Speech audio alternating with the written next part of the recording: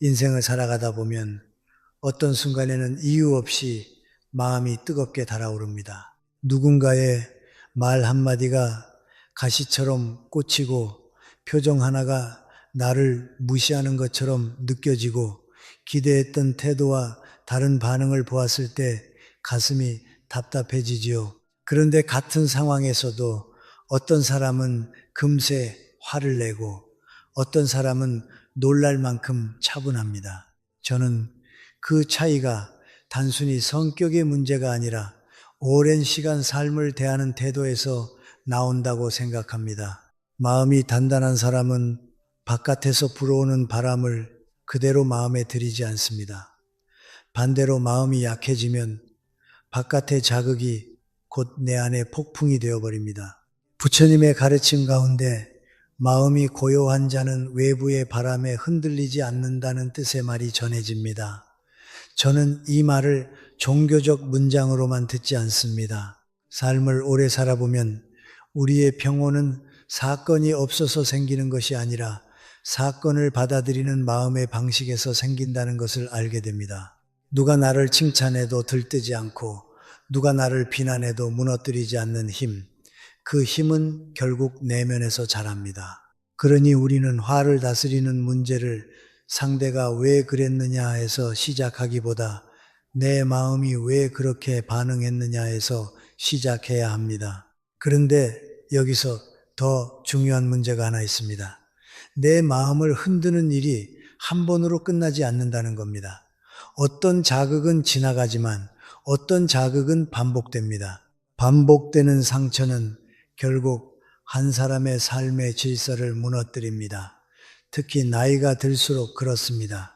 젊을 때는 관계가 복잡해도 견딜 힘이 있고 마음이 흔들려도 다시 회복할 시간이 있습니다. 하지만 나이가 들수록 우리는 에너지의 총량이 줄어듭니다. 같은 갈등이라도 더 오래 마음에 남고 같은 상처라도 더 깊이 파고듭니다. 그래서 저는 노년의 행복을 이야기할 때 건강과 돈만큼이나 관계의 정리가 중요하다고 말하고 싶습니다. 우리는 평생 수많은 사람들과 인연을 맺습니다. 어떤 인연은 나를 살리고 어떤 인연은 나를 소진시킵니다. 문제는 소진시키는 인연일수록 오히려 끊기가 어렵다는 것입니다. 이유는 여러 가지입니다. 정이 있어서, 의리가 있어서, 혹은 가족이니까, 오래된 친구니까, 또는 내가 참아야 한다는 생각 때문에요. 그러나 저는 한 가지를 분명히 말씀드리고 싶습니다. 나를 계속 아프게 하는 관계를 붙잡는 것은 착함이 아니라 때로는 자기 포기입니다. 관계는 서로의 삶을 북돋우고 품격을 지켜주는 방향으로 흘러가야 합니다. 그런데 어떤 관계는 반대로 나를 작아지게 만들고 마음의 중심을 잃게 합니다. 나를 아프게 하는 인연이 위험한 첫 번째 이유는 그 관계가 결국 나 자신을 잃게 만들기 때문입니다. 사람은 관계 속에서 자신을 확인합니다. 존중받는 관계에서는 내가 나를 존중하게 되고 무시당하는 관계에서는 내가 나를 의심하게 됩니다. 그리고 그 의심이 반복되면 어느 순간 나는 내 마음을 믿지 못하게 됩니다. 내가 예민한 걸까? 내가 너무 유난인 걸까? 이런 질문을 자꾸 하게 되지요. 물론 반성은 필요합니다. 그러나 반성이 지나치면 자기 비난이 됩니다. 자기 비난이 반복되면 자존감이 무너지고 자존감이 무너지면 삶 전체가 흔들립니다. 저는 이것이 가장 무서운 손실이라고 생각합니다. 돈은 다시 벌 수 있어도 무너진 마음의 중심은 회복하는 데 시간이 오래 걸립니다. 부처님께서 자신을 존중하지 않는 자와 가까이 하지 말라는 취지의 가르침을 주셨다고 전해집니다. 저는 그 말이 상대를 미워하라는 뜻이 아니라 내 삶의 경계를 지키라는 뜻이라고 봅니다. 사람은 누구나 부족합니다. 그래서 우리는 서로에게 관대해야 합니다. 하지만 관대함과 방치는 다릅니다. 관대함은 상대를 이해하되 나를 잃지 않는 것이고 방치는 상대를 이해한다는 이름으로 나를 계속 희생하는 것입니다. 나를 존중하지 않는 사람 곁에 오래 있으면 결국 나도 나를 존중하지 못하게 됩니다. 그리고 그때부터 삶은 점점 무거워집니다. 두 번째로 나를 아프게 하는 인연을 정리하지 못하는 이유 중에는 외로움이 두렵다는 감정이 큽니다. 많은 분들이 관계를 끊는 순간 세상이 텅 비는 것처럼 느껴질까봐 겁을 냅니다. 그러나 우리는 냉정하게 생각해야 합니다. 상처받는 관계를 유지하면서 얻는 연결은 사실 연결이 아니라 속박인 경우가 많습니다. 겉으로는 함께 있는 듯 해도 마음은 늘 긴장하고 말 한마디를 고르느라 지치고 만나고 돌아오면 오히려 더 허전해집니다. 그 관계는 나에게 사람을 준 것이 아니라 걱정을 준 것입니다. 부처님의 가르침에서 얽매임에서 벗어날 때 비로소 자유를 얻는다는 말이 자주 등장합니다. 저는 그것이 인간관계에도 그대로 적용된다고 생각합니다. 우리가 끊지 못하는 관계는 대개 사랑 때문이라기보다 두려움 때문입니다. 이 관계가 끝나면 나는 혼자가 된다는 두려움, 내가 나쁜 사람이 되는 것 같다는 죄책감, 사람들이 나를 어떻게 볼까 하는 시선. 그러나 노년의 삶에서 가장 필요한 것은 남의 시선이 아니라 내 마음의 평정입니다.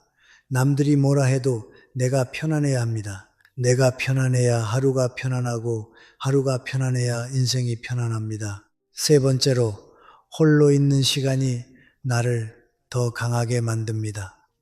우리는 혼자 있는 시간을 자꾸 외로움으로 오해합니다. 물론 외로움은 힘듭니다. 하지만 혼자 있는 시간이 모두 외로움은 아닙니다. 오히려 혼자 있는 시간은 내가 나를 회복하는 시간이 될 수 있습니다. 사람은 관계 속에서 소모되기도 하지만 관계 속에서 자신을 잃기도 합니다. 그래서 일정한 거리, 일정한 고독은 삶을 바로 세웁니다. 철학자 니체가 홀로 있는 시간은 자신을 가장 깊이 이해할 수 있는 시간이라는 취지로 말했듯이 고독은 벌이 아니라 훈련입니다. 고독은 내 마음의 근육을 키웁니다. 그리고 마음에 근육이 생기면 우리는 더 이상 상처 주는 관계에 매달리지 않습니다. 혼자서도 충분히 살아낼 수 있다는 자신감이 생기기 때문입니다. 저는 여기서 한 가지 질문을 드리고 싶습니다. 지금 당신의 삶에서 만날 때마다 마음이 무거워지는 사람이 있습니까? 대화를 나누고 나면 기운이 빠지고 내가 왜 그 말을 했나 후회하게 만들고 괜히 내 존재가 작아지는 느낌을 주는 사람이 있습니까? 그렇다면 그 관계는 이미 당신에게 신호를 보내고 있는 것입니다. 이제 그만하라. 당신의 마음을 지켜라. 우리는 신호를 무시한 채 오래 버티다가 어느 날 크게 무너집니다. 관계는 참아내는 것이 아니라 선택하는 것입니다. 그리고 나이가 들수록 그 선택은 더 분명해야 합니다. 새로운 시작은 언제든지 가능합니다. 나이가 들었다고 해서 지금까지의 관계를 억지로 끌고 갈 이유는 없습니다. 과거의 시간이 길었다는 이유로 현재의 고통을 계속 감당할 필요는 없습니다. 삶은 매 순간 새롭게 시작될 수 있고 그 시작은 결국 내 선택에서 출발합니다. 나를 아프게 하는 인연을 정리하는 것은 실패가 아닙니다. 오히려 내 삶을 지키는 결단입니다. 그리고 그 결단이 있어야 남은 인생을 더 가볍고 평온하게 살아갈 수 있습니다. 오늘은 여기까지 말씀드리겠습니다. 우리가 어떤 관계를 정리해야 하는지, 그리고 고독을 어떻게 삶의 힘으로 바꾸어야 하는지 이어서 더 구체적으로 이야기해 보겠습니다. 인연을 정리하는 일은 말처럼 쉽지 않습니다. 마음으로는 이제 그만해야지 하면서도 발걸음은 또 그 사람에게 향합니다. 이유는 대개 하나입니다. 관계를 끊는 순간이 두려운 것이 아니라 끊고 난 뒤에 내가 두렵기 때문입니다. 내가 너무 매정한 사람은 아닐까? 혹시 내가 잘못 본 건 아닐까? 그래도 가족인데, 그래도 오래된 사이인데, 이런 생각들이 우리의 손을 붙잡습니다. 하지만 저는 오래 살면서 분명히 알게 되었습니다. 관계를 끊는 것이 비극이 아니라 상처를 계속 안고 사는 것이 비극이라는 사실을요. 나를 아프게 하는 인연을 끊지 못하면 그 관계는 어느 날 내 성격을 바꾸고 내 표정을 바꾸고 내 삶의 방향까지 바꿔놓습니다. 나를 아프게 하는 인연을 정리해야 하는 첫 번째 이유는 그 관계가 결국 나를 나답지 않게 만들기 때문입니다. 처음에는 작은 불편함입니다. 말 한마디가 서운하고 약속이 가볍게 취급되고 내가 존중받지 못한다는 느낌이 듭니다.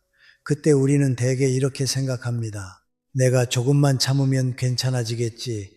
그러나 사람은 조금만 참고 끝나는 존재가 아닙니다. 참는 것이 습관이 되면 어느 순간 그것이 삶의 방식이 됩니다. 내가 상대를 이해하는 척 하면서 사실은 내 마음을 계속 무시하게 됩니다. 그러다 보면 어느 날 내가 무엇을 좋아하는지, 무엇을 싫어하는지, 무엇이 내 기준인지조차 흐려집니다. 관계는 서로를 살려야 하는데 어떤 관계는 나를 서서히 지워버립니다. 그래서 저는 관계를 볼 때 그 사람이 좋은 사람인지 나쁜 사람인지보다 그 관계 속에서 내가 더 건강해지는지 더 초라해지는지를 먼저 보라고 말하고 싶습니다. 두 번째 이유는 그 관계를 정리하는 것이 결국 자유를 되찾는 길이기 때문입니다. 우리는 자유를 거창한 말로 생각하지만 사실 자유는 아주 소박한 형태로 나타납니다. 아침에 눈을 떴을 때 마음이 가볍고 내 하루를 내 뜻대로 설계할 수 있고 만나기 싫은 사람을 억지로 만나지 않아도 되는 상태, 이것이 자유입니다. 그런데 나를 아프게 하는 인연은 그 자유를 빼앗아 갑니다. 오늘 그 사람을 만나면 또 무슨 말을 들을까 하는 불안, 내가 또 상처받지 않을까 하는 긴장, 이번엔 어떻게 반응해야 덜 다칠까 하는 계산, 이런 것들이 쌓이면 관계는 만남이 아니라 감옥이 됩니다. 겉으로는 웃고 있어도 속은 늘 대비태세입니다. 저는 이런 삶을 오래 견디면 결국 건강이 먼저 무너진다고 생각합니다. 마음이 먼저 무너지고 마음이 무너지면 몸이 따라 무너집니다. 부처님 가르침에서 얽매임이라는 말이 자주 등장하는 이유도 삶의 고통이 대개 얽매임에서 시작되기 때문입니다. 사람에게 얽매이고 인정에 얽매이고 체면에 얽매이고 죄책감에 얽매입니다. 그런데 생각해 보십시오. 우리가 정말 두려워하는 것은 혼자가 되는 것이 아니라 혼자인 내가 불쌍해 보일까봐 두려워하는 경우가 많습니다. 즉 외로움보다 시선을 더 두려워합니다. 그러나 노년의 삶에서는 이 순서를 바꿔야 합니다. 남의 시선이 아니라 내 마음의 평온이 우선입니다. 내가 평온하지 못한 채로 얻는 관계는 결국 내 인생의 시간을 빚으로 만드는 일입니다. 세 번째 이유는 홀로 있는 시간이 우리를 더 강하게 만들기 때문입니다. 사람은 혼자 있을 때 약해지는 것이 아니라 제대로 혼자 있을 줄 모를 때 약해집니다. 혼자 있는 시간을 두려워하면 우리는 관계에 매달립니다. 그리고 매달리는 관계는 대개 건강하지 않습니다. 건강한 관계는 필요가 아니라 선택에서 시작됩니다. 혼자서는 못 살아서 붙잡는 관계는 상대에게도 부담이고 나에게도 비참함을 남깁니다.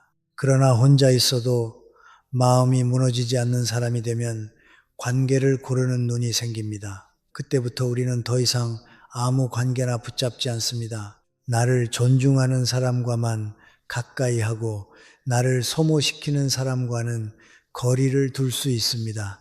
이건 차가움이 아니라 지혜입니다. 홀로 있는 시간에는 두 가지 힘이 생깁니다. 하나는 생각의 힘입니다. 사람들과 계속 섞여 있으면 내 생각이 어디서 시작되어 어디로 가는지 알기 어렵습니다. 주변의 말이 내 생각인 것처럼 섞여 들어옵니다. 그런데 혼자 있으면 내 마음이 어디에서 아파하는지, 내가 무엇을 두려워하는지, 무엇을 원하는지 보이기 시작합니다. 또 하나는 감정의 힘입니다. 감정은 억누른다고 사라지지 않습니다. 다만 제대로 바라보지 않으면 더 크게 돌아옵니다. 고독은 감정을 정리하는 시간입니다. 그 시간 속에서 우리는 자신을 이해하게 됩니다. 자신을 이해하면 흔들림이 줄어듭니다. 흔들림이 줄어들면 남이 툭 던진 말에도 내 삶이 무너지지 않습니다. 그리고 여기서 중요한 사실이 하나 있습니다. 인연을 정리한다고 해서 우리가 사람이 싫어지는 것은 아닙니다. 오히려 반대입니다. 불필요한 고통을 줄일수록 우리는 더 따뜻해질 수 있습니다. 마음이 늘 상처투성이인 사람은 타인에게 여유를 주기 어렵습니다. 반대로 마음이 평온한 사람은 타인에게도 관대합니다. 그러니 관계를 정리하는 것은 인간관계를 포기하는 것이 아니라 인간관계를 제자리로 돌려놓는 일입니다. 관계가 내 삶을 살리는 방향으로 흘러가게 만드는 일입니다. 그렇다면 우리는 어떤 기준으로 인연을 정리해야 할까요? 저는 거창한 기준을 제시하고 싶지 않습니다. 딱 3가지면 충분합니다. 첫째, 그 관계에서 내가 존중받고 있는가? 둘째, 그 관계가 반복적으로 내 마음의 평화를 깨는가? 셋째, 그 관계를 유지하기 위해 내가 나를 계속 속이고 있지는 않은가? 이 3가지 질문에 그렇다가 계속 나온다면 그 관계는 이미 당신에게 비용을 청구하고 있는 것입니다. 그 비용이 시간이든 건강이든 자존감이든 결국 인생의 중요한 것을 요구합니다. 관계를 끊는 것은 단칼에 잘라내는 일만을 뜻하지 않습니다. 어떤 관계는 거리 조절부터 시작해야 합니다. 매번 즉시 반응하지 않기, 연락을 줄이기, 만나도 깊은 이야기로 들어가지 않기, 내 마음을 보호하는 선을 먼저 세우기, 이것도 정리의 한 방식입니다. 중요한 것은 나를 지키는 선택을 한 번이라도 시작하는 것입니다. 한 번 시작하면 2번째는 훨씬 쉽습니다. 마음은 습관을 따라갑니다. 상처받는 습관을 끊고 나를 보호하는 습관을 들이는 순간 삶은 눈에 띄게 가벼워집니다. 그리고 마지막으로 이 말을 꼭 드리고 싶습니다. 인연을 정리하는 것은 실패가 아닙니다. 오히려 책임입니다. 내 삶에 대한 책임, 내 마음에 대한 책임, 남은 시간을 낭비하지 않겠다는 책임입니다. 우리는 누구의 인생도 대신 살아줄 수 없습니다. 결국 내가 내 삶을 살아야 합니다. 그 삶이 더 평온하고 품격 있게 흐르려면 내 마음을 해치는 인연에 대해 이제는 충분하다라고 말할 줄 알아야 합니다. 그 말이 매정함이 아니라 성숙함입니다. 우리는 관계를 정리해야 한다는 것을 머리로는 잘 압니다. 그런데 막상 결단의 순간이 오면 마음이 흔들립니다. 그래도 저 사람도 힘들겠지. 내가 조금만 더 이해하면 달라질지도 몰라. 오래된 인연인데 내가 끝내도 되는 걸까? 이런 생각들이 우리를 붙잡습니다. 하지만 저는 이럴 때 단순한 질문 하나가 필요하다고 봅니다. 이 관계가 내 삶을 앞으로 더 나아지게 하는가, 더 무너뜨리는가?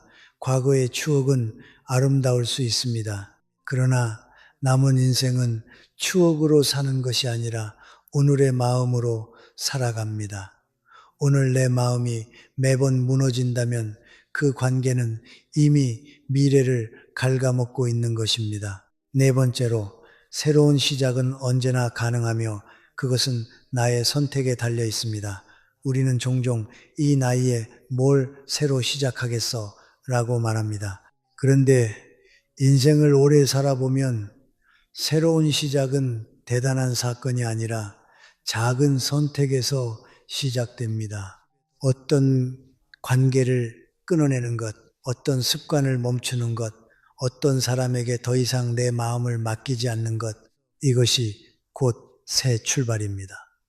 부처님께서 매 순간이 새로운 시작이라는 뜻으로 말씀하셨다고 하지요. 저는 그 말이 참 현실적이라고 생각합니다. 어제까지의 선택이 오늘을 만들었듯 오늘의 선택이 내일을 만듭니다. 그래서 나이가 들수록 더 중요한 것은 가능성이 아니라 결단입니다. 가능성은 누구에게나 있지만 결단은 아무나 하지 못합니다. 다섯 번째로, 인연을 정리한다고 해서 실패가 아닙니다.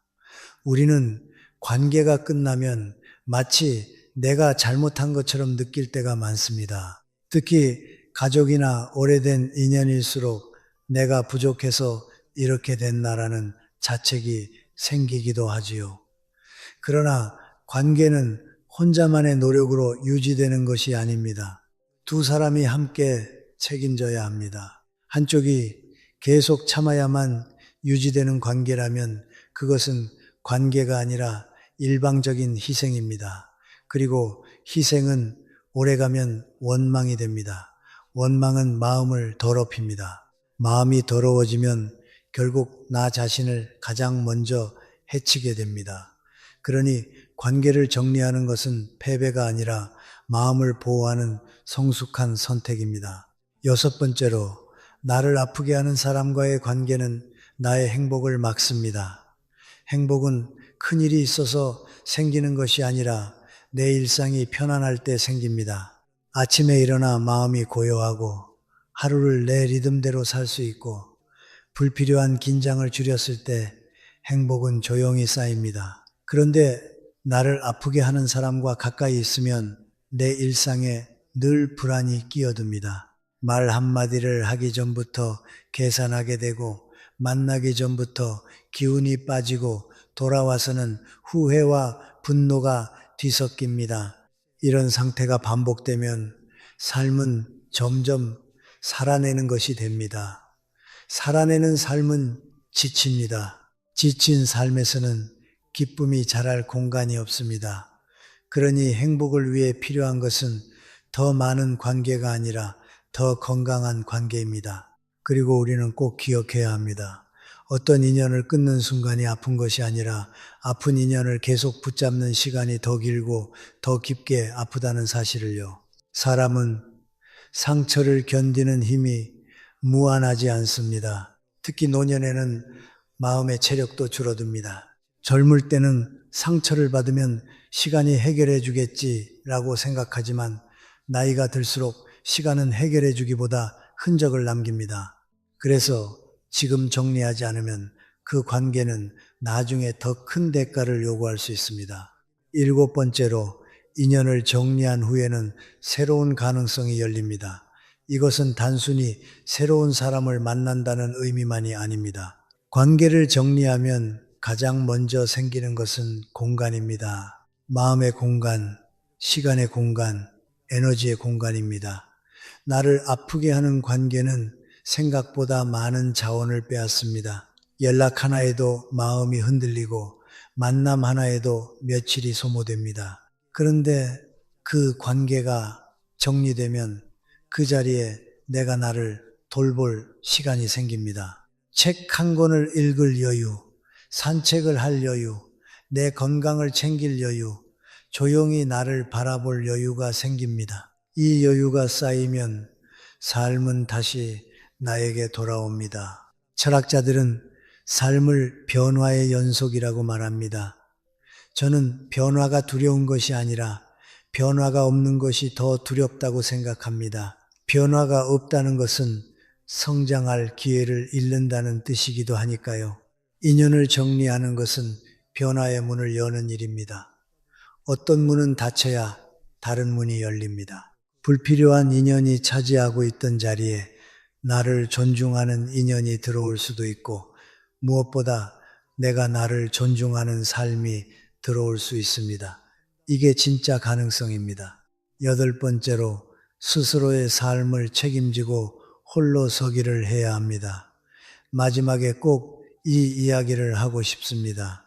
인간은 결국 자기 삶을 자기가 살아야 합니다. 아무리 가까운 사람이라도 내 삶을 대신 살아줄 수는 없습니다. 그래서 노년의 품격은 얼마나 많은 사람과 연결되어 있느냐가 아니라 혼자서도 내 삶을 안정적으로 운영할 수 있느냐에서 나옵니다. 홀로서기는 외톨이가 되는 것이 아닙니다. 의존을 줄이고 주도권을 되찾는 것입니다.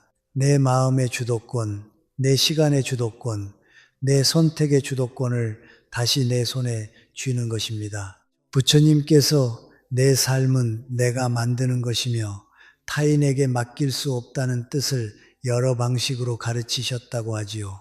저는 그 말이 노년에 더 절실하다고 봅니다. 젊을 때는 실수해도 다시 돌릴 시간이 있지만 노년에는 시간이 더 귀합니다. 남은 인생을 누군가의 기분에 맞추며 살기에는 우리의 시간이 너무 아깝습니다. 그러니 이제는 결단해야 합니다. 나를 아프게 하는 인연을 정리하고 혼자서도 충분히 평온한 삶을 살 수 있다는 믿음을 키우는 것. 그것이 남은 삶을 새롭게 시작하는 가장 현실적인 방법입니다. 이제 다음으로는 많은 사람들이 두려워하는 고독이 사실은 어떤 힘이 되는지, 외로움과 고독이 어떻게 다른지, 그리고 혼자 있는 시간이 왜 인생을 다시 세우는 시간이 되는지 더 깊이 이야기해 보겠습니다. 고독을 말하면 많은 분들이 먼저 외롭다는 감정을 떠올립니다. 그리고 외로움은 피해야 할 감정이라고 생각하지요. 그러나 저는 오래 살면서 고독을 무조건 불행으로만 보는 시선이 오히려 우리를 더 불행하게 만든다고 느꼈습니다. 고독은 사람을 무너뜨릴 수도 있지만 제대로 다루면 사람을 다시 세우는 힘이 됩니다. 문제는 고독 그 자체가 아니라 고독을 받아들이는 우리의 태도입니다. 혼자 있는 시간을 버티는 시간으로 만들면 고통이 되지만 돌아보는 시간으로 만들면 삶의 뿌리가 됩니다. 첫 번째로 고독은 나 자신과 마주하는 시간입니다. 우리가 평생 가장 자주 피하는 사람이 누구인지 아십니까? 남이 아니라 자기 자신입니다. 우리는 바쁘다는 이유로, 사람을 만나야 한다는 이유로, 해야 할 일이 많다는 이유로 내 마음을 들여다보는 시간을 계속 미룹니다. 그러다 보면은 어느 순간 나는 누구인지 모르게 됩니다. 내가 무엇을 좋아하고 무엇을 싫어하는지, 어떤 말에 상처받고 어떤 말에 힘을 얻는지조차 흐려집니다. 사람들과의 관계가 많을수록 오히려 내 목소리는 작아지기도 합니다. 남의 기대, 남의 판단, 남의 기준이 내 삶의 기준처럼 들어오기 때문입니다. 고독은 그 흐름을 멈추게 합니다. 혼자 있는 시간이 생기면 비로소 내 마음의 소리가 들리기 시작합니다. 처음에는 불편합니다. 조용한 방에서, 조용한 하루에서 내가 미뤄두었던 감정들이 올라오기 때문입니다. 나는 왜 그렇게 참았을까? 나는 왜 그렇게 아팠을까? 나는 왜 그 관계를 놓지 못했을까? 이런 질문이 찾아옵니다. 그런데 바로 그 질문이 고독의 가치입니다. 질문을 하지 않으면 삶은 계속 같은 자리에서 맴돕니다. 질문이 있어야 방향이 생깁니다. 철학자 소크라테스가 너 자신을 알라는 말을 남긴 것도 사람은 자기 자신을 모른 채로는 좋은 삶을 살 수 없다고 보았기 때문일 겁니다. 고독은 우리를 자기 이해로 데려갑니다. 자기 이해는 곧 삶의 안정입니다. 여기서 중요한 것은 고독을 단절로 착각하지 않는 것입니다. 혼자 있는 시간이 곧 사람을 미워한다는 뜻은 아닙니다. 오히려 반대로 내가 나를 이해하고 나를 지킬 줄 알게 될수록 타인과의 관계도 더 건강해집니다. 나를 모르는 사람은 타인의 말에 휘둘리고 타인의 시선에 따라 흔들립니다. 그러나 나를 아는 사람은 관계 속에서도 중심을 지킵니다. 고독은 그 중심을 세우는 시간입니다. 두 번째로 고독은 내면의 평화를 찾게 합니다. 우리는 하루에도 수십 번 마음이 흔들립니다. 뉴스 하나에도 흔들리고 가족의 말 한마디에도 흔들리고 친구의 표정에도 흔들립니다. 그러다 보면 마음은 늘 긴장 상태가 됩니다. 긴장이 오래가면 마음은 쉽게 화를 내고 쉽게 불안해지고 쉽게 지칩니다. 그래서 많은 분들이 왜 나는 점점 예민해질까라고 묻습니다. 저는 그 질문의 답이 대개 마음의 휴식이 부족해서라고 생각합니다. 몸의 휴식만으로는 부족합니다. 마음도 쉬어야 합니다. 혼자 있는 시간은 마음이 쉬는 시간입니다. 물론 아무 생각도 하지 않는다는 뜻이 아닙니다.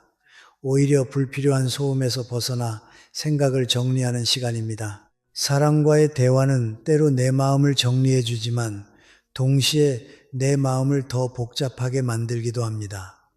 상대의 말에 반응하느라 내 감정을 제때 살피지 못하기 때문입니다. 그런데 혼자 있으면 반응을 멈출 수 있습니다. 반응을 멈추면 마음은 제자리로 돌아옵니다. 저는 평화라는 것이 특별한 사건이 아니라 과도한 반응을 줄인 상태에서 생긴다고 봅니다. 내 마음이 과민하게 반응하지 않을 때 일상은 훨씬 부드러워집니다. 부처님께서 진정한 평화는 내면에서 시작된다는 뜻으로 가르치셨다는 말이 있습니다. 저는 이 말을 삶의 기술로 받아들이면 좋겠습니다. 내면이 평화로우면 바깥의 상황이 완벽하지 않아도 괜찮습니다. 문제가 있어도 해결의 길을 찾을 여유가 생깁니다. 반대로 내면이 불안하면 아무 문제가 없어도 문제를 만들어냅니다.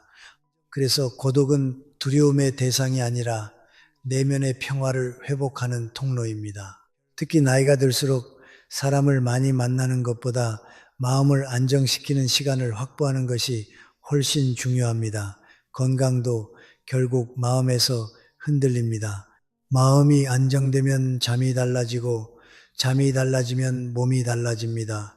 그러니 고독은 삶의 안전장치라고도 할 수 있습니다. 세 번째로, 고독은 창의적인 사고를 키워줍니다. 우리는 창의성이라고 하면 특별한 예술가나 천재의 재능처럼 생각하지만 사실 창의성은 삶을 운영하는 능력입니다. 문제를 다르게 바라보고 관계를 다르게 해석하고 내 삶의 방향을 새롭게 잡는 힘입니다. 그리고 그 힘은 조용한 시간에서 자랍니다. 사람들 틈에서는 늘 기존의 생각이 반복되기 쉽습니다. 다들 그렇게 사니까 원래 그래. 나이 들면 어쩔 수 없어. 이런 말들이 우리의 생각을 굳게 만듭니다. 그런데 혼자 있을 때 우리는 그 틀에서 잠시 벗어날 수 있습니다. 남의 시선을 의식하지 않고 남의 기대를 잠시 내려놓고 오로지 나의 관점에서 생각해 볼 수 있습니다. 위대한 사상가나 예술가들이 혼자 있는 시간을 중시한 이유도 여기에 있습니다. 고독은 생각의 깊이를 만들어줍니다. 깊이가 생기면 삶의 해석이 달라집니다. 예를 들어 누군가의 무례한 말이 나를 흔들 때 예전에는 왜 나를 이렇게 대하지? 라고만 생각했다면 고독 속에서는 나는 왜 그 말에 이렇게 크게 흔들리지? 내가 진짜 두려워하는 건 무시당함인가, 버려짐인가 같은 더 근본적인 질문을 하게 됩니다.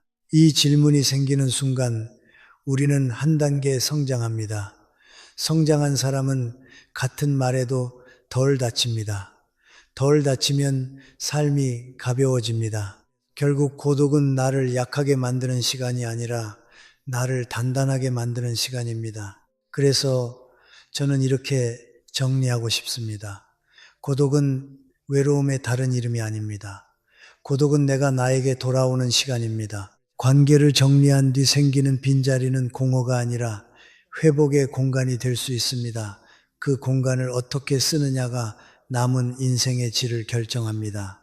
다음에는 고독이 관계를 어떻게 다시 보게 만드는지, 그리고 고독 속에서 내면이 어떻게 성장하는지 더 깊이 이야기해 보겠습니다. 고독이 우리에게 주는 가장 큰 선물은 세상을 보는 눈이 바뀐다는 것입니다.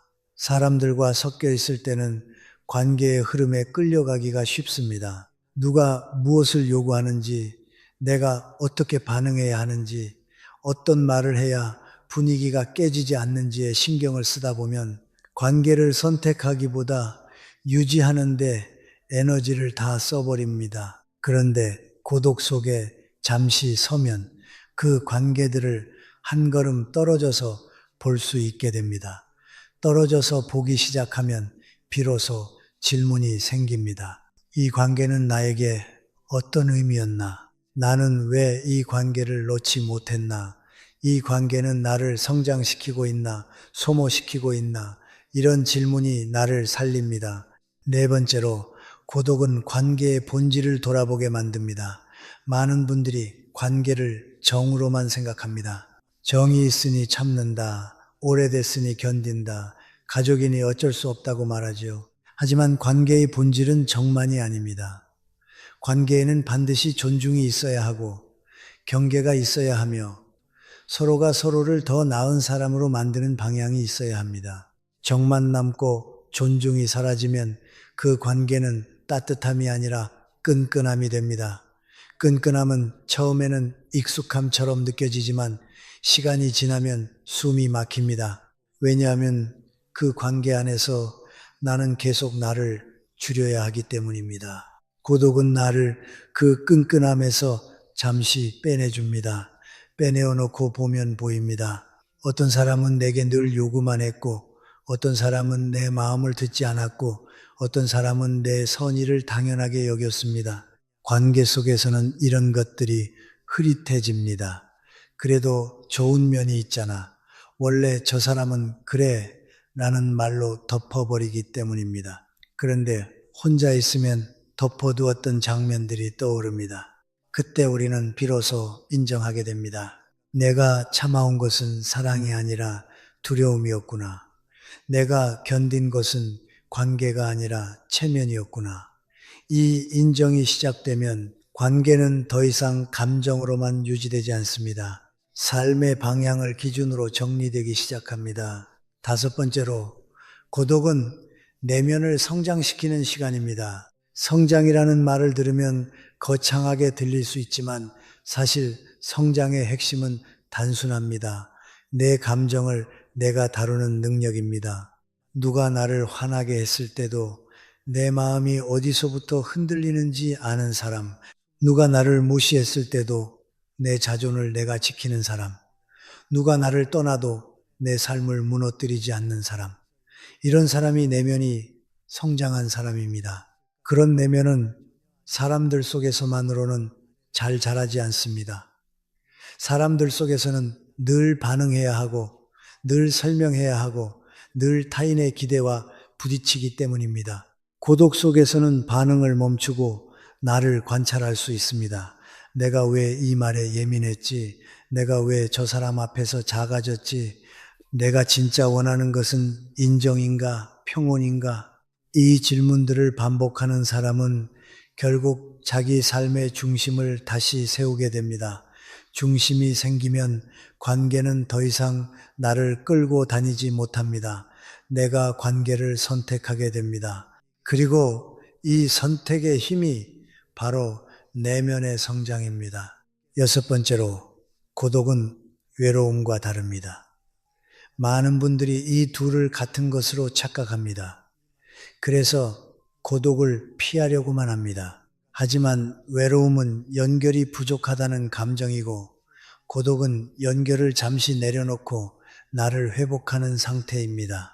외로움은 내 마음이 바깥을 향해 손을 뻗는 것이고 고독은 내 마음이 안으로 돌아와 숨을 고르는 것입니다. 같은 혼자 있음이라도 방향이 다릅니다.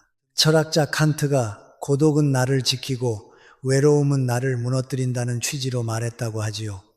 저는 그 문장이 왜 중요한지 이렇게 설명하고 싶습니다. 외로움은 타인의 존재로만 해결하려 하면 더 커집니다. 그래서 외로움이 큰 사람은 사람을 만나도 외롭습니다. 사람 속에 있어도 마음은 계속 허전합니다. 반대로 고독은 나를 채우는 방식이 밖이 아니라 안에 있습니다. 조용히 앉아서 내 마음을 정리하고 내 삶을 정돈하고 내 가치를 다시 확인하는 것. 그래서 고독을 제대로 쓰는 사람은 혼자 있어도 무너지지 않습니다. 오히려 더 단단해집니다. 여기서 아주 현실적인 기준을 하나 드리고 싶습니다. 혼자 있는 시간이 끝난 뒤 내 마음이 더 가벼워졌다면 그것은 고독입니다. 혼자 있는 시간이 끝난 뒤 내 마음이 더 허전하고 불안해졌다면 그것은 외로움일 가능성이 큽니다. 그렇다면 우리는 무엇을 해야 할까요? 외로움을 느낀다고 해서 무조건 사람에게 달려갈 것이 아니라 외로움의 뿌리를 먼저 보아야 합니다. 나는 왜 이렇게 불안하지? 내가 지금 진짜로 원하는 건 누군가의 존재인가? 아니면 내 삶의 안정인가? 이 질문이 있어야 외로움은 고독으로 바뀔 수 있습니다. 고독을 형벌처럼 견디지 마십시오. 고독을 연습으로 받아들이십시오. 처음에는 낯설고 불편할 수 있습니다. 그러나 꾸준히 고독을 연습하면 마음은 점점 안정됩니다. 마음이 안정되면 관계를 바라보는 눈이 달라지고 나를 지키는 선이 생기며 무엇보다 남은 인생의 시간이 다시 내 것이 됩니다. 다음에는 고독이 왜 새로운 시작을 위한 준비 시간이 되는지, 그리고 혼자 있는 시간이 어떻게 삶의 주도권을 회복시키는지 그 이야기를 더 이어가겠습니다. 우리는 고독을 이야기하면서도 마음 한편에서는 늘 같은 두려움을 품고 있습니다. 혼자 남으면 더 불안해지지 않을까? 이제 와서 관계를 줄이면 삶이 더 쓸쓸해지지 않을까? 그런데 저는 이런 두려움이 사실은 고독 때문이 아니라 준비되지 않은 채로 혼자 있으려 하기 때문이라고 생각합니다. 고독은 갑자기 닥치는 운명이 아니라 우리가 삶을 정돈하는 과정에서 의도적으로 만들어야 하는 시간입니다. 그 시간을 잘 쓰면 고독은 쓸쓸함이 아니라 새로운 시작을 위한 준비가 됩니다. 7번째로, 고독은 새로운 시작을 위한 준비 시간입니다. 사람은 관계 속에서 방향을 잃기도 합니다.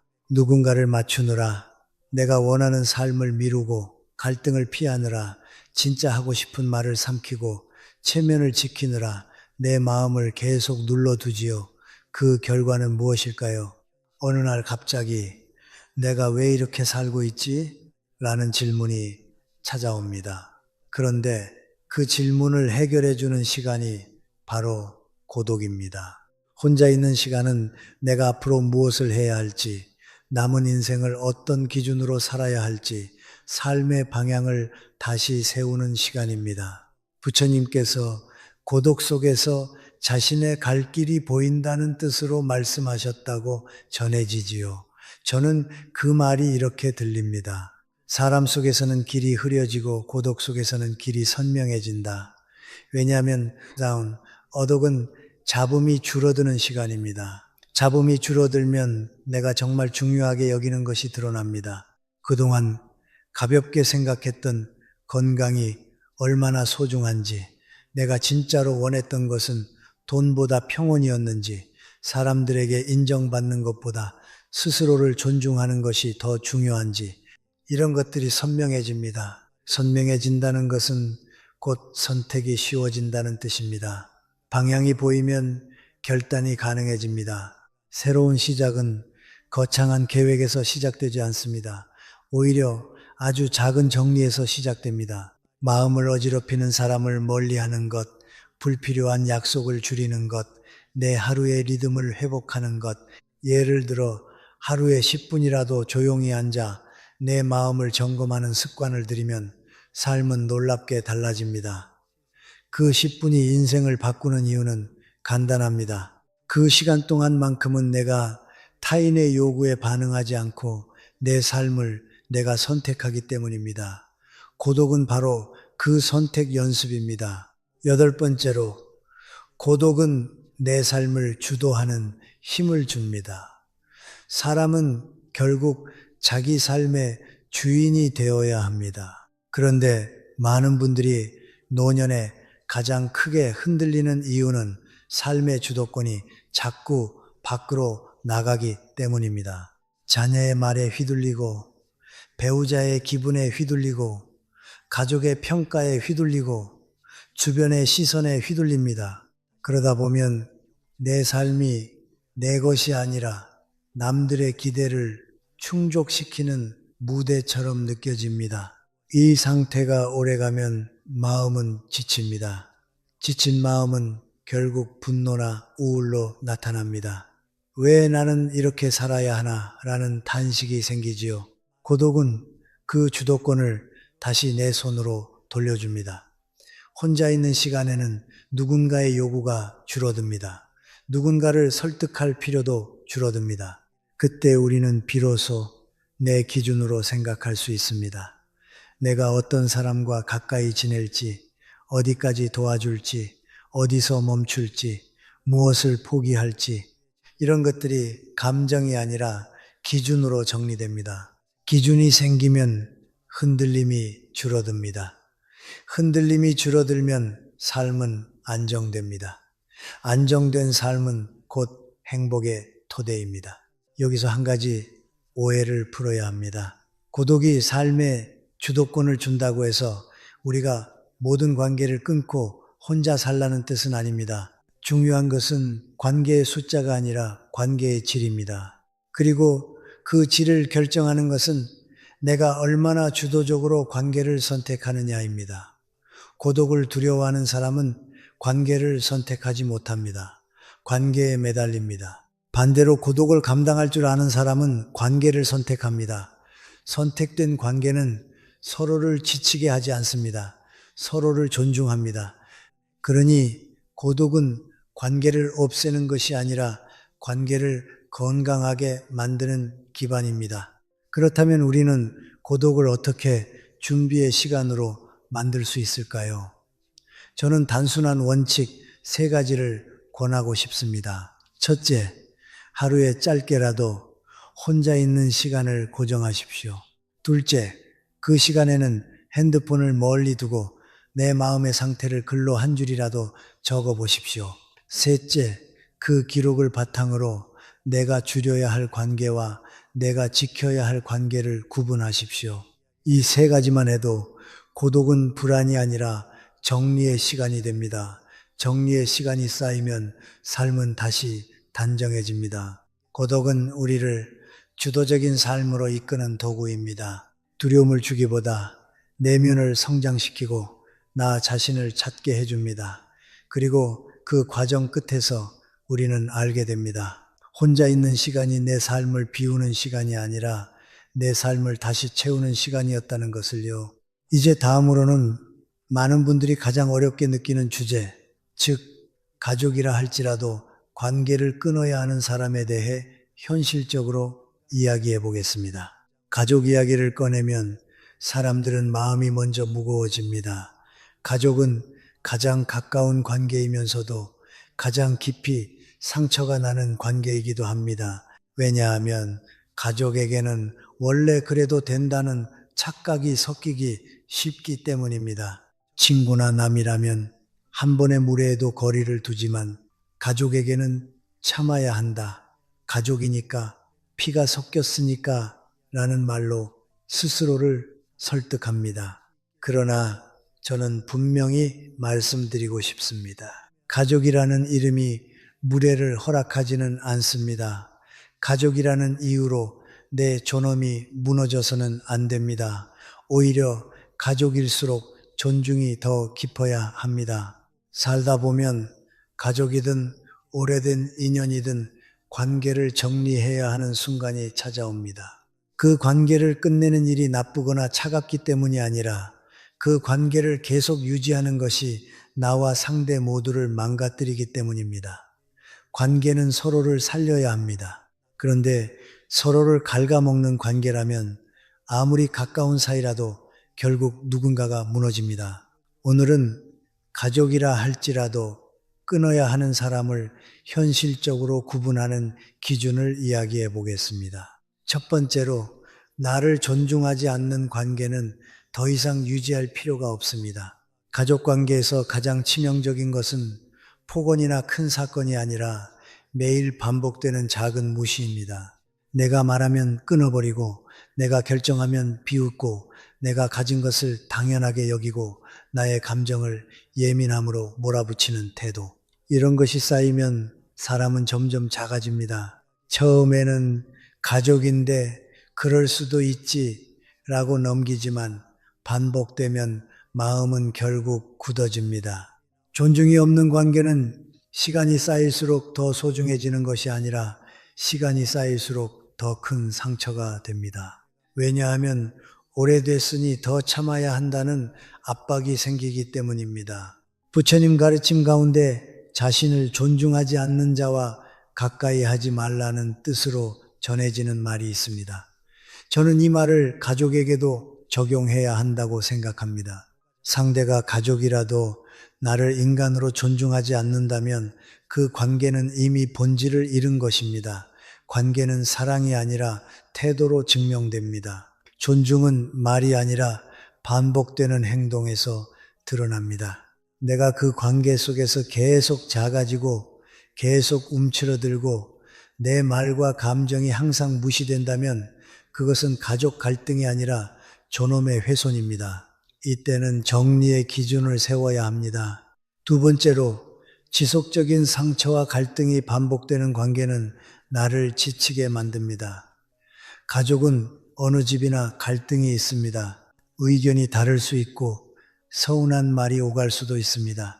문제는 갈등이 한번 생기고 끝나는 것이 아니라 같은 패턴이 끝없이 반복될 때입니다. 늘 같은 말로 상처를 주고 늘 같은 방식으로 책임을 떠넘기고 늘 같은 주제로 싸우고 화해는 형식적이고 근본은 바뀌지 않는 관계.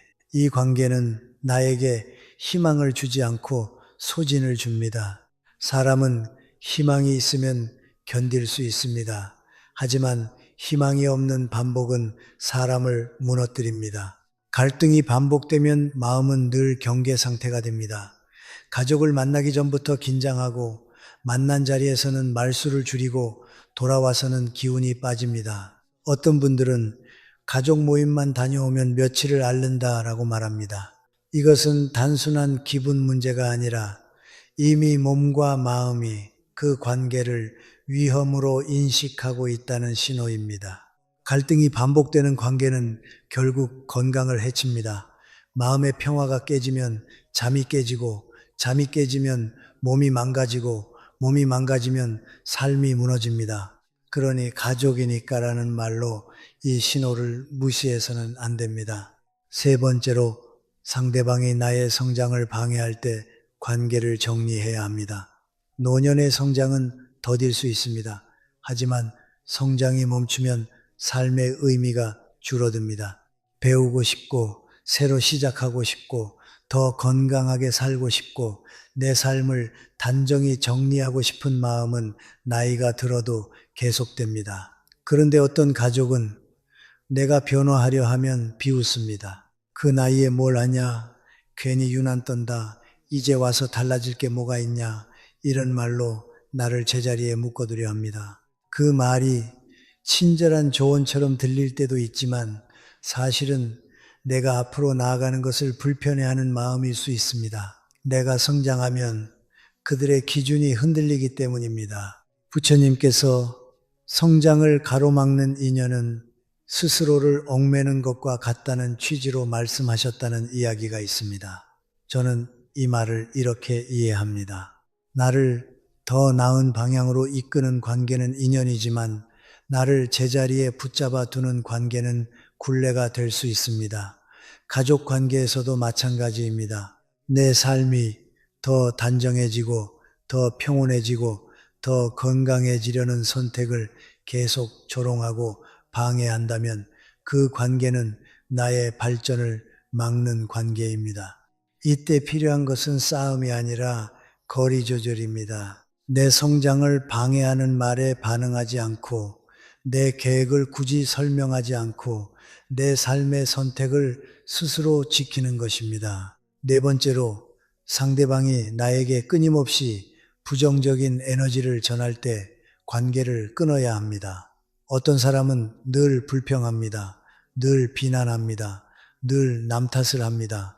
늘 세상이 틀렸다고 말합니다. 그리고 그 말들을 가까운 가족에게 쏟아냅니다.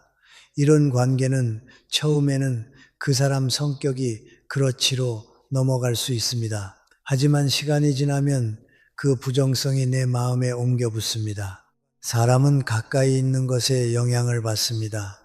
하루에 한두 번 듣는 부정적인 말이 어느 날 내 생각의 습관이 됩니다. 내가 모르는 사이에 세상을 어둡게 보게 되고 사람을 의심하게 되고 미래를 비관하게 됩니다. 부처님 가르침에서 부정적인 것은 가까이 하는 사람을 함께 어둠으로 끌고 간다는 뜻으로 전해지는 말이 있습니다. 저는 이 말이 정말 현실적이라고 봅니다. 부정적인 사람과 가까이 있을수록 내 마음은 가벼워지지 않습니다. 마음이 무거워지면 내 삶의 에너지가 줄어듭니다. 에너지가 줄어들면 내 건강도, 내 인간관계도, 내 생활의 품격도 함께 무너집니다. 그래서 가족이라도 나를 지속적으로 어둡게 만드는 사람에게는 일정한 거리를 두어야 합니다. 이것은 미움이 아니라 자기 보호입니다. 이제 다음으로는 많은 분들이 가장 강하게 느끼는 부분, 즉 내가 늘 손해보는 관계, 내 행복을 방해하는 관계, 죄책감으로 나를 조종하는 관계, 그리고 새로운 기회를 얻기 위해 정리해야 하는 이유, 이 네 가지를 더 현실적으로 이어서 말씀드리겠습니다. 가족 관계에서 가장 힘든 순간은 상대가 나를 때리는 것도 아니고 큰 사건을 만드는 것도 아닌데 늘 내가 손해보는 방식으로 관계가 굳어져 있을 때입니다. 겉으로는 가족이니까 라는 말로 포장되지만 실제로는 한 사람이 계속 희생하고 다른 사람은 계속 당연하게 받는 구조가 됩니다. 이런 관계는 시간이 갈수록 더 불공정해지고 결국 마음의 균형을 무너뜨립니다. 저는 오래 살면서 가족 관계에서도 정만큼이나 공정함이 중요하다는 사실을 뼈저리게 보았습니다. 공정함이 무너지면 정은 사랑이 아니라 원망이 됩니다. 다섯 번째로, 내가 항상 손해보는 관계는 나를 지치게 만듭니다. 가족 안에서도 역할이 있습니다. 누군가는 늘 연락을 하고, 누군가는 늘 챙기고, 누군가는 늘 비용을 내고, 누군가는 늘 참습니다. 처음에는 그 역할을 내가 해야 할 몫이라고 생각합니다. 그런데 그것이 반복되어 한쪽으로만 기울면 그 관계는 더 이상 따뜻한 가족이 아니라 일방적인 의무가 됩니다. 사람은 의무만으로 오래 버티지 못합니다. 의무는 시간이 지나면 피로가 되고 피로는 결국 분노가 됩니다. 분노는 관계를 더 망가뜨리고 내 마음을 먼저 망가뜨립니다. 이때 중요한 기준이 하나 있습니다. 내가 주는 것이 불편하지 않은가가 아니라 내가 주고도 존중받는가입니다. 내가 도와주고도 당연하게 취급받고 내가 희생하고도 감사가 없고 내가 한번 힘들다고 말하면 오히려 죄책감을 주는 가족이라면 그 관계는 이미 건강하지 않습니다. 부처님께서 관계는 상호 존중과 배려 속에서 이루어진다는 취지로 가르치셨다고 하지요. 저는 그 말이 가족에게 더욱 해당된다고 봅니다. 가족이니까 더 함부로 해도 된다는 논리는 없습니다.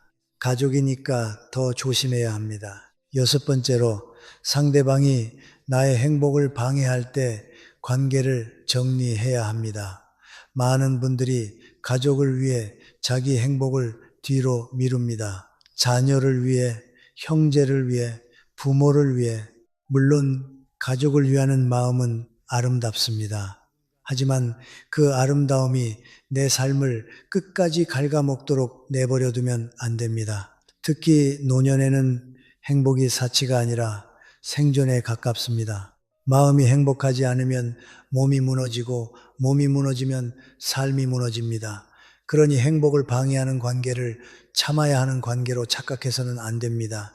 행복을 방해하는 관계는 대개 이런 모습입니다. 내가 즐거운 일을 하면 비웃고, 내가 편안해지려 하면 죄책감을 주고, 내가 나답게 살려 하면 네가 어떻게 그럴 수 있냐고 몰아붙입니다. 즉, 내 삶의 주도권을 빼앗아갑니다.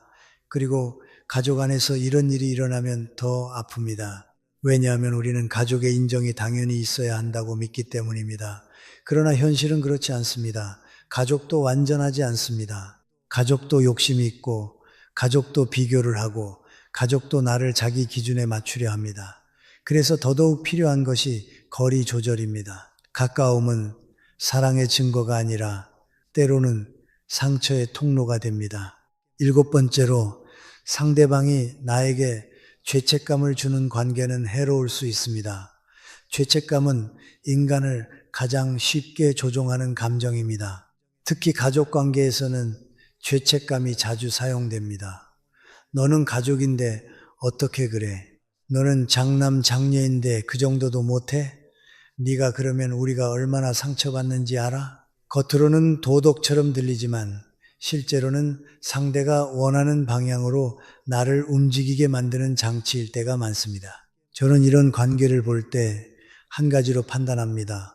내가 최선을 다했는데도 계속 죄책감을 느끼게 만드는가? 만약 그렇다면 그 관계는 건강한 관계가 아닐 가능성이 큽니다. 건강한 관계는 서로에게 부담을 줄 때도 있지만 적어도 상대를 죄책감으로 묶어두지는 않습니다. 죄책감으로 유지되는 관계는 결국 사랑이 아니라 통제입니다. 통제는 시간이 갈수록 더 강해집니다. 처음에는 작은 부탁이지만 나중에는 당연히 네가 해야지가 됩니다. 그때 우리는 내 삶의 경계를 잃습니다. 경계를 잃으면 삶의 주도권도 잃습니다. 여기서 중요한 원칙이 있습니다. 죄책감은 진실을 말해주기도 하지만 조작될 수도 있습니다. 내가 잘못한 것이 분명할 때 느끼는 죄책감은 반성이 될 수 있습니다. 그러나 내가 최선을 다했는데도 계속 죄책감을 주입당한다면 그건 반성이 아니라 착취입니다. 그때 필요한 것은 더 큰 희생이 아니라 더 분명한 선입니다. 여기까지는 할 수 있지만 그 이상은 어렵다. 나는 내 삶도 지켜야 한다. 이런 말을 할 수 있어야 합니다. 말로 못하면 행동으로라도 선을 세워야 합니다. 여덟 번째로 새로운 기회를 얻기 위해 과감히 관계를 정리해야 합니다. 가족이나 오래된 인연을 정리하는 것이 두려운 이유는 마치 내 인생이 공백이 될 것 같기 때문입니다. 하지만 실제로는 반대입니다. 해로운 관계가 빠져나가야 그 자리에 새로운 기회가 들어옵니다. 여기서 말하는 기회는 새로운 사람만이 아닙니다.